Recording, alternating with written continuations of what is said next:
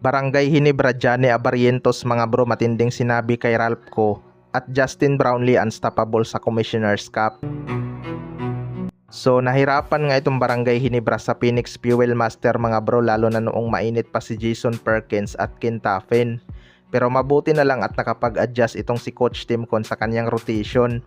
Second half na nga pinasok itong si Ralph ko mga bro at umimpak agad sa laban. Siya nga ang naging game changer sa laban na yun matapos niyang maipasok ang kanyang back-to-back trace. Doon nga nagsimulang bumaliktad ang momentum hanggang makuha ng Barangay Hinebra ang lamang. Pero ayon nga kay Johnny Abarrientos mga bro, shooter daw naman talaga tong si Ralph ko, mahiyain lang tumira. Well, para sa akin mga bro, isa nga itong si Ralph ko sa mga masasabi kong hindi kakakabahan kapag tumira ito beyond the arc. Shooter talaga to mga bro, hindi lang nabibigyan ng mataas na minuto dahil mahiyain nga talaga siyang tumira. Mapapansin nyo rin naman siguro minsan kahit napaka-open niya na, pinapasa pa rin niya sa kanyang mga teammate, kaya nagre-resulta ng turnover. Although good intention naman yun dahil yun naman talaga ang gusto ni Coach Timcon, magpasahan sila ng bola. Kaya lang good finisher kasi itong si Ralph ko mga bro.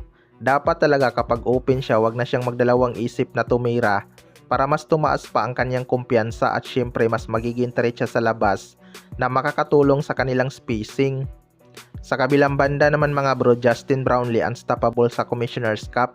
Ito ngang si Justin Brownlee ang pinakamaliit at pinakamatandang import sa Commissioner's Cup kung hindi dumating si Glenn Chapman mga bro.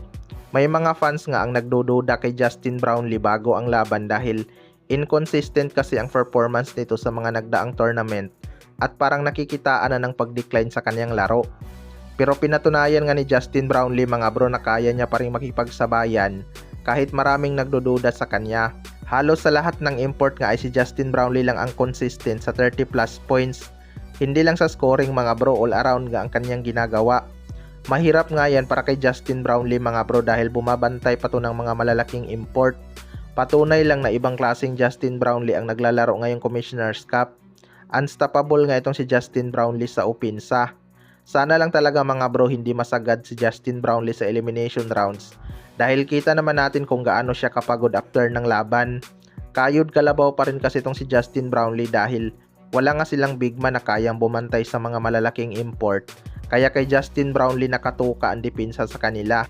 Kapag nakalusot ang Barangay Hinebra mga bro at magkampiyon pa, siguradong best import na naman si Justin Brownlee. Mukhang tama nga si Coach Timcon na si RHJ pa lang ang kayang tumalo kay Justin Brownlee. Kayo mga bro, ano masasabi nyo tungkol dito?